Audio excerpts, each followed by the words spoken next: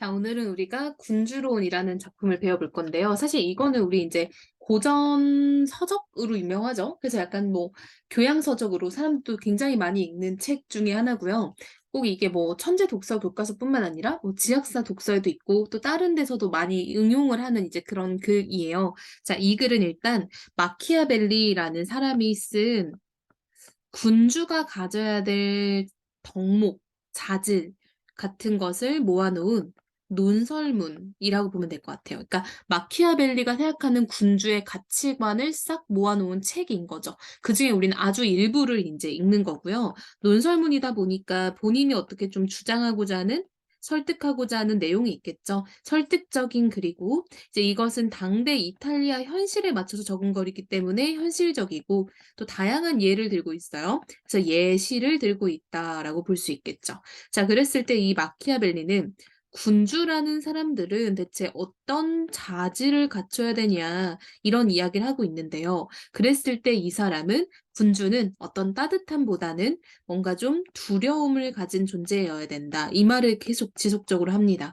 우리가 과연 왜 그렇게 말하는지 근거를 한번 살펴보면 좋을 것 같아요. 자, 논설문이니까 서론, 본론, 결론으로 가면 되겠죠? 자, 첫 번째 서론부터 한번 가봅시다. 자, 서론의 1문단이에요.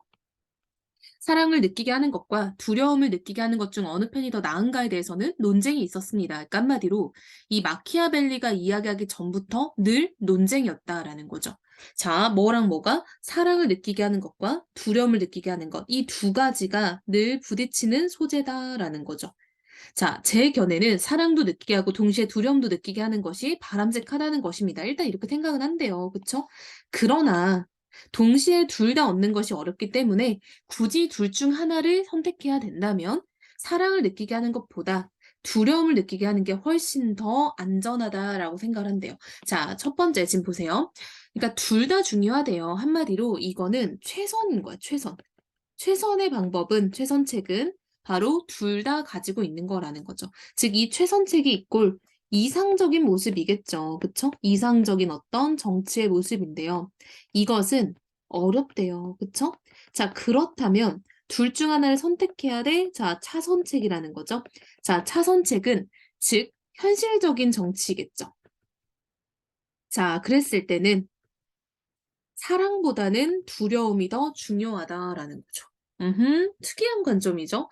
자, 이 문단 볼게요. 자, 이것은 인간 일반에 대해서 말해줍니다. 즉, 제 진술이에요. 인간이란 은혜를 모르고 변덕스러우며 위선적인 데다 기만에 능하며 위험을 피하려고 하고 이게 눈이 어둡습니다. 라고 생각을 한대요. 그러니까 마키아벨리는 인간을 굉장히 나쁘게 생각하는 것 같아. 그쵸? 자, 이게 바로 글쓴이, 필자, 마키아벨리죠. 예, 인간에 대한 가치관이죠. 이걸 인간관이라고 할 수 있겠죠. 즉, 사람들은 은혜를 모르고 배은망덕하다라고 우리 표현할 수 있죠. 배은망덕, 은혜를 배반하고 덕을 모른다, 잊는다라는 거죠. 그리고 위선적이고 이기적이다라는 거예요. 즉, 자기 이익만 쫓는다, 이기적이다라는 거죠. 당신이 은혜를 베푸는 동안 사람들은 모두 당신에게 온갖 충성을 바칩니다. 이미 말한 것처럼 막상 그럴 필요가 별로 없을 때 사람들은 당신을 위해서 피를 흘리고 자신의 소유물, 생명, 그리고 자식마저도 바칠 것처럼 행동합니다. 그렇지만 당신이 정작 그러한 것들을 필요로 할 때면 그들은 등을 돌립니다. 한마디로 인간들은 굉장히 본인이 필요할 땐 그 다 상대방에게 되게 잘해주지만 상대방이 나를 필요로 할 때는 이렇게 좀 등을 돌리는 얍삽한 존재다라는 거죠. 자, 우리 이런 거를 염량세태라고 하거든요. 즉, 세력이 있을 땐 잘 따르지만 그렇지 않을 때는 또 등을 돌린다라는 말이에요. 따라서 전적으로 그들의 약속을 믿고 다른 대책을 소홀히 한 군주는 몰락을 자초할 뿐입니다. 즉 그들이라는 건 누구겠어? 인간들, 백성들을 말하는 거겠죠. 자, 사람들을 믿는다면 결국 군주는 망하게 될 것이다라는 거죠. 위대하고 고상한 정신을 통하지 않고 물질적 대가를 주고 얻은 우정은 소유될 수 없으며 필요할 때 사용될 수 없습니다. 즉 이 사람은 뭐라고 말하고 있냐면 인간은 본질적으로 이기적이다라는 거죠. 따라서 인간을 믿어서는 안 된다라는 거죠. 자, 이제 본격적인 이야기로 돌아올 거예요. 자, 본론이고요. 자, 산문단부터 가면 되겠죠? 이어서 볼게요. 인간은 두려움을 불러일으키는 자보다 사랑을 베푸는 자를 해칠 때 덜 주저합니다. 한마디로 인간은 어떤 도덕적 관계보다는 이해관계를 먼저 생각한다라는 거예요. 즉, 도덕적인 관계에서는 좀 더 사람들이 배반을 잘한다라는 거죠. 즉, 나에게 이익이 되냐, 손해가 되냐, 이걸 더 많이 따진대요. 왜냐하면 사랑이란 일종의 감사의 관계에 따라서 유지되는데 인간은 악하기 때문에 자신의 이익을 취할 기회가 생기면 언제나 그 감사의 상호관계를 팽개쳐 버리기 때문입니다. 그러니까 인간을 굉장히 지금 마키아벨리는 안 좋아하는 거죠. 그러나 두려움은 항상 효과적인 처벌에 대한 공포로서 유지되며 실패하는 경우가 결코 없습니다. 라고 그러니까 두려움을 오히려 믿어라 라고 지금 마키아벨리는 얘기를 하고 있는 거죠. 잘해줄 필요 없다는 거예요. 그쵸? 자, 이어서 4문단 가볼게요. 현명한 군주는 자신을 두려운 존재로 만들되 비록 사랑을 받지 못하더라도 미움받는 일은 피해야 합니다. 자, 근데 지금 마키아벨리는 뭐라고 말하고 있냐면 현명한 군주는 두려운 존재여야 된대요. 그쵸? 사랑을 받지 못하는 건 상관없대. 근데 군주가 미움을 받는 일은 절대 해서는 안 된다라는 거야. 오, 두려운 거랑 미움받는 건 지금 다르다라고 보는 거죠. 미움을 받지 않으면서도 두려움을 느끼게 하는 것은 얼마든지 가능하기 때문입니다. 그리고 이는 군주가 시민과 시민들의 재산과 그들의 부녀자들에게 손을 대는 일을 삼가면 항상 성취할 수 있습니다. 한마디로 자 보세요.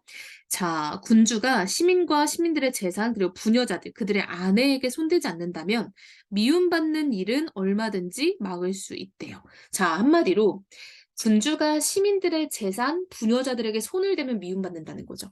만약 누군가의 처형이 필요하더라도 적절한 명분과 명백한 이유가 있을 때로 국한해야 합니다. 자, 보세요. 처형을 해도 돼. 그치? 해도 되긴 되는데 명분과 명백한 이유가 있을 때만 처벌해야 된다라는 거죠. 그렇지 않으면은 미움받는다라는 거예요. 알겠죠? 자, 그러나 무엇보다도 그는 타인의 재산에 손대서는 안 됩니다. 그러니까 돈에 손대는 건 정말 좀 경각심을 가져야 되는 일이라는 거죠. 왜냐하면 인간이란 어버이의 죽음은 쉽게 잊어도 재산의 상실은 좀처럼 잊지 못하기 때문입니다. 그러니까 마키아벨리는 굉장히 사람이란 존재에 대해서 되게 좀 믿음이 많이 없었나 봐요. 그쵸? 자, 마키아벨리는 인간은 굉장히 이해 파산적인 인물이기 때문에 돈을 손대는 것만큼은 절대 사람들이 용서를 안 할 거다라는 거죠. 게다가 재산을 몰수할 명분은 항상 있게 마련입니다.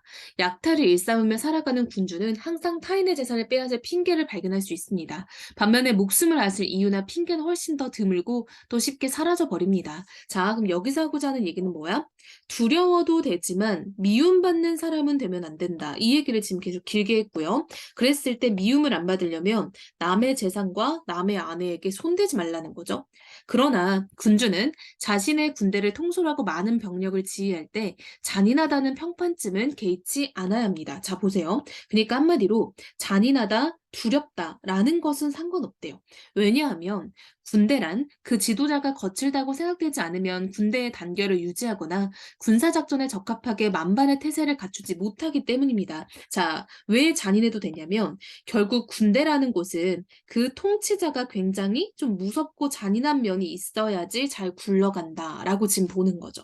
자, 그 예시가 등장할 거예요. 자, 첫 번째 예시는요. 한니발이라는 되게 유명한 사람이죠. 자, 한니발이에요. 자, 앞에서 말했던 것에 예시가 지금 나오고 있고요. 이 사람은 잔인한 군주의 예시로 지금 나온 거예요. 그래서 한니발은 영화도 있잖아. 고어 영화. 굉장히 잔인한 그런 영화에도 막 나오잖아요. 자, 한니발의 활약에 관한 설명 가운데 특히 주목할 만한 사실은 그가 비록 수많은 종족이 뒤섞인 대군을 거느리고 이역에서 싸웠지만 상황이 유리하든 불리하든 상관없이 군 내부에서 또 그들의 지도자에 대해서 어떠한 분란도 일어나지 않았다는 것입니다. 이 사실은 그의 많은 다른 훌륭한 역량과 더불어 그의 부하들이 그를 항상 존경하고 두려워하도록 만든 그의 비인간적인 잔인함으로 설명할 수 있습니다. 자, 한마디로 무슨 말이냐면요. 한니발은요. 어떻든 간에 군 내부에서 그들의 지도자, 즉 한니발이겠죠. 분란이 일어나지 않았던 그런 케이스래요. 자, 왜 그런가 봤더니 한니발은요, 굉장히 잔인했기 때문에 절대 사람들이 그 한니발에게 대해서 어 반항을 할 수가 없었다라는 거죠. 한마디로 비인간적인 잔인함이 있었기 때문에 군대가 올바르게 좀 통솔될 수 있었다라는 거죠. 그리고 그가 한니발이죠. 그토록 잔인하지 않았더라면 그의 다른 역량 역시 그러한 성과를 거둔 데 충분하지 않았을 것입니다.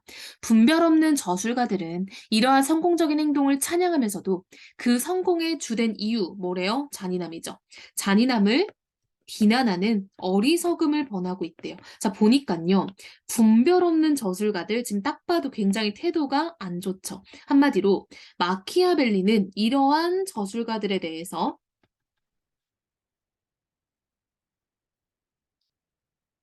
비판적인 시각을 가지고 있다는 걸 알 수 있죠. 분별 없는 저술가래잖아. 그치? 거의 완전 디스가 장난 아니에요. 그쵸? 자, 이어서 볼게요. 자, 한니발의 다른 역량들로는 충분하지 못했을 것이라는 저의 논점은 스키피오가 겪은 사태에서 입증됩니다. 자, 보세요. 우리가 지금 이제 육문단이고요. 한니발이 만약 잔인함이 없었더라면, 그쵸? 자, 다른 역량들이라는 거는 잔인함을 제외한 역량들을 말을 하는 거죠. 그쵸? 잔인함을 제외한 역량들인데요. 이것들로는 충분하지 못했을 것이라는 이 마키아벨리의 생각을 스키피오의 예시를 통해서 보여줄 수 있대요. 자, 뭔가 봤더니 이 사람은 반대 예시인 거예요. 한니발과는 반대되는 예시로 지금 등장을 했어요. 자, 그는 당대는 물론 후대에도 매우 훌륭한 인물로 평가받았지만 그의 군대는 스페인에서 그에게 반란을 일으켰대요. 한니발의 군대는 반란 일으킨 적 한 번도 없었잖아요. 그쵸? 그 유일한 이유는 그가 너무나 자비로워서 적절한 군사적 기율을 유지하는 데 필요한 것보다도 더 많은 자유를 병사들에게 허용했기 때문입니다. 즉 한마디로 스키피오는 한니발과 달리 잔인함이 없고 자비로움이 있었던 군주인 거죠. 이 때문에 파비우스 막시무스는 언론에서 그를 탄핵하면서 로마 군대를 부패시킨 장본인이라고 비난했습니다. 한마디로 이 막시무스라는 이 사람은요, 이 스키피오를 굉장히 비난했던 사람이라는 거죠. 왜? 이 사람이 너무 자비로웠기 때문에 사람들, 즉 군대들이 이 사람에게 반란을 일으켰다라는 거죠. 자, 얘는 반대 예시로 자비로운 군주인 거예요. 우리 한니발은 아까 잔인한 군주였잖아요. 자, 그리고 로크리 지방이 스키피오가 임명한 지방 장관에 의해서 약탈을 당했을 때 스키피오는 그 주민들의 원성을 구제해주지 않았으며 또한 그 지방 장관은 자신의 오만함에도 불구하고 처벌받지 않았습니다. 이 모든 것은 스키피오가 너무 자비로웠기 때문입니다. 라고 생각을 한대요. 그러니까 한마디로 이 사람은 자비로움을 굉장히 경계한 사람인 거죠. 실로 원로원에서 그를 사면하고자 발언한 인물은 타인의 비행을 처벌하기보다는 스스로 그러한 비행을 저지르지 않는데 탁월한 사람들이 있는데 스키피오가 바로 그런 유형의 인물이라고 변호했습니다.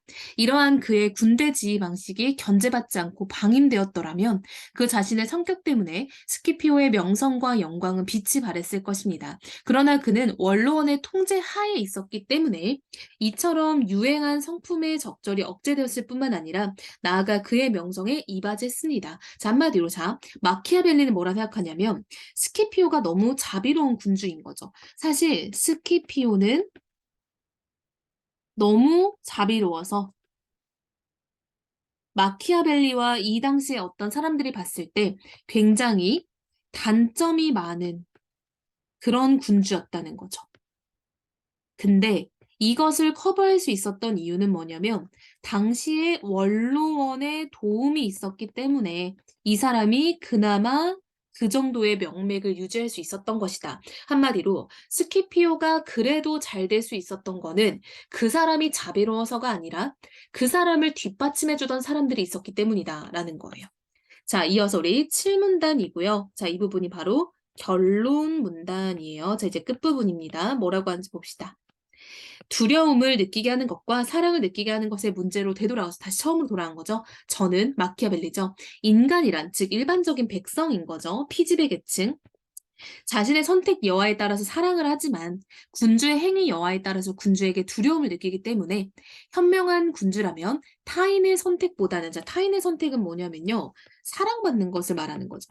그러니까 사랑을 받는 건 내 선택이 아니잖아요. 그쵸? 백성이 나에게 해 주는 거잖아. 자신의 선택에 의존한다. 자 봐봐. 내가 잔인할지 말지는 내 선택인 거죠. 한마디로 이거는 어떤 잔인한 군주가 되는 것이죠. 즉 한마디로 내가 어찌하지 못하는 것, 즉 타인의 선택은 내 맘대로 안 되는 거예요. 그런 것에 의존하지 말고 내 맘대로 할 수 있는 잔인함을 선택해야 된다라고 지금 말을 하는 거죠. 무슨 말인지 알겠죠? 자, 다만 앞에서도 말한 것처럼 미움을 받는 일만은 피해야겠습니다라고 다시 한번 강조하고 있죠. 자, 미움 안 받으려면 뭐 해야 된다? 그렇지. 우리 다른 백성들의 재산에 손대지 말고 백성들의 아내에게 손대면 안 된다. 이 얘기했어요. 자, 마키아벨리가 굉장히 자기 주장이 강단이 있죠. 그쵸? 어떻게 보면 남들 입장에서 이해가 안 가는 면도 분명 있을 거 아니에요. 왜냐면 두려운 군주, 무서운 군주, 잔인한 군주를 마냥 좋아하는 군주는 아니잖아요. 그러나 마키아벨리는 그런 군주가 필요하다라고 지금 말을 하고 있는 거예요. 자, 보면요. 역사적인 인물들을 예시로 들고 있죠. 자, 한니발과 스키피오가 나왔어요. 자, 이 두 사람은 굉장히 대조되는 인물들이죠. 한니발은 잔인한 군주였고요. 이 스키피오는 자비로운 군주였죠. 근데 지금 마키아벨리는 당연히 잔인한 군주가 옳다라고 지금 말을 하고 있는 거예요. 자, 그랬을 때 기본적인 전제는 뭐냐면요. 이 마키아벨리는 인간은 기본적으로 이기적인 존재라고 보는 거죠. 그리고 배은망덕하기 때문에 잘해줬던 것을 금세 잊어버리고 결국은 배신하는 존재다라고 보고 있는 거죠. 즉 인간에 대한 어떤 부정적인 그런 견해를 가지고 있는 사람인 거네요. 그렇기 때문에 군주는 잔인해야 된다라고 지금 주장을 하고 있어요. 자, 뭐 어려운 글은 아닐 것 같고요. 다시 한번 읽어보고 질문 있으면 한번 정리해서 해봅시다.